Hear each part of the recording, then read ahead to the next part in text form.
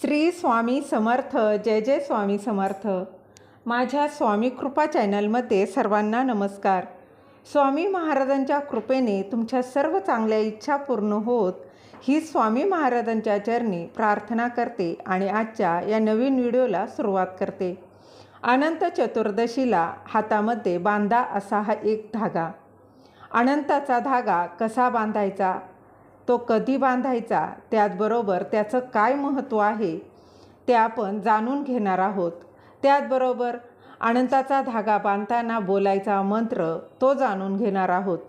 सर्व संकट, दुःख, अडचणी दूर होऊन ऐश्वर्य, धन, संपत्तीचा लाभ होणारा हा अनंताचा धागा आणि त्याचं महत्त्व जाणून घेणार आहोत. त्यापूर्वी तुम्ही माझ्या स्वामी कृपा चॅनलला सबस्क्राईब नक्की करा. अनंत चतुर्दशीच्या दिवशी श्री गणरायाला भावपूर्ण निरोप देऊन त्याचं विसर्जन केलं जातं आणि याच दिवशी अनंताची पूजाही केली जाते आणि अनंताचा धागा हातामध्ये बांधला जातो. तर तो कसा बांधायचा ते जाणून घेऊया. अनंत चतुर्दशी 2 गोष्टींसाठी महत्त्वाची मानली जाते. गणेश चतुर्थीला मोठ्या भक्तिभावानं घरोघरी श्री गणरायाचं आगमन होतं. 10 दिवसांच्या पारंपरिक उत्सवानंतर अनंत चतुर्दशीच्या दिवशी श्री गणरायाला निरोप देऊन त्याचं विसर्जन केलं जातं आणि याच दिवशी अनंताची पूजाही बांधली जाते. भगवान श्रीहरी विष्णूंच्या पूजनाच्या अनुषंगाने देखील अनंत चतुर्दशी महत्त्वाची मानली जाते. या दिवशी भगवान श्रीहरी विष्णूंचं अनंत स्वरूपात पूजन केलं जातं. अनंत चतुर्दशी भाद्रपद महिन्याच्या शुक्ल पक्षातल्या चतुर्दशीला असते.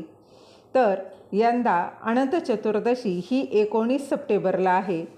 या दिवशी भगवान श्रीहरी विष्णूंची पूजा केल्यानंतर हा अनंताचा धागा म्हणजेच 14 गाठींचं हे अनंत सूत्र हातात बांधलं जातं. तुमच्या जवळपास जर केंद्र असेल तर त्या केंद्रातून तुम्ही हा अनंताचा धागा आणून बांधू शकता. त्याचबरोबर केंद्राजवळ नसेल तर अगदी जिथे पूजेचं साहित्य मिळतं तिथून देखील तुम्ही हा धागा जो आहे, रक्षासूत्र जे आहे ते आणून त्या अनंत चतुर्दशीच्या दिवशी हातामध्ये बांधू शकता. अनंत चतुर्दशीच्या दिवशी भगवान श्रीहरी विष्णूंचा प्रसाद समजलं जाणारं हे अनंत सूत्र परिधान केल्यानंतर बघा, स्त्रियांनी हा डाव्या हातात बांधायचा असतो आणि पुरुषांच्या उजव्या हातात हे अनंत सूत्र बांधलं जातं.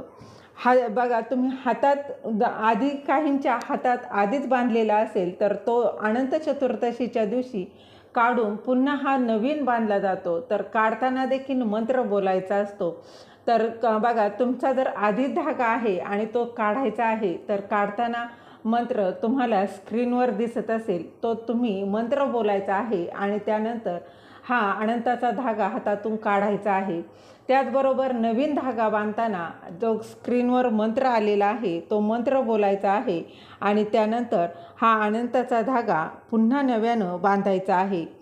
त्याचबरोबर बघा, ह्या वर्षी बांधलेला धागा हा पुढच्या अनंत चतुर्दशीला काढून तो पाण्यात विसर्जन केला जातो. त्याचप्रमाणे काही जण हे अनंतचा धागा त्याच दिवशी रात्री काढून बाजूला ठेवतात आणि दुसऱ्या दिवशी नदीत विसर्जन करतात. त्याचबरोबर दुसऱ्या दिवशी ते विसर्जन करणं शक्य झालं नाही तर त्या व्यक्तीला पुढील 14 दिवस हे अनंत सूत्र तसंच परिधान करावं लागतं व नंतर 14 दिवसानंतर अनंत सूत्राचं विसर्जन तेव्हाही करणं शक्य झालं नाही तर अगदी पुढील अनंत चतुर्दशी येईपर्यंत म्हणजे संपूर्ण वर्षभर तसेच हे अनंत सूत्र हातामध्ये ठेवलं जातं. तर हे अतिशय बघा, भगवान श्रीहरी विष्णूंच्या पूजेच्या वेळी 14 गाठी असलेल्या अनंत सूत्राची पूजा अतिशय महत्त्वाची मानली जाते. हा 14 गाठी असलेला धागा भगवान श्रीहरी विष्णूंच्या 14 लोकांचं प्रतीक मानला जातो. हा धागा किंवा हा सूत्र हातावर बांधल्यास त्या व्यक्तीच्या आयुष्यात कोणतंही भय किंवा बाधा येत नाही असं म्हटलं जातं. अशा स्थितीत भगवान श्रीहरी विष्णू आपल्या भक्तांवर नेहमीच रक्षण करतात असं देखील म्हटलं जातं. अनंत चतुर्दशीच्या दिवशी स्नान करून भगवान श्रीहरी विष्णूंची विधिवत पूजा करून अनंत चतुर्दशीच्या कथेचं पठण केलं जातं आणि त्यानंतर एका सुती धाग्याला हळद कुंकू आणि केशर लावून त्याला 14 पवित्र गाठी मारून हे अनंतसूत्र म्हणजेच अनंताचा धागा तयार केला जातो. किंवा बघा केंद्रात अनंताचा धागा हा रेडीमेड देखील मिळतो. तो तुम्ही आणून तुम्ही मंत्र बोलायचा आहे आणि त्यानंतर हा तुम्ही बांधू शकता.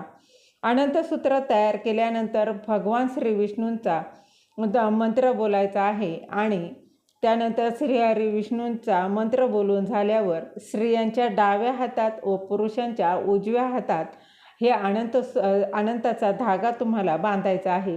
हे अनंताचा धागा सर्व प्रकारच्या वाईट शक्तींपासून आणि शत्रूंपासून रक्षण करतं असं देखील म्हटलं जातं. त्याचबरोबर यामुळं ऐश्वर धन संपत्तीचा देखील लाभ होत असतो.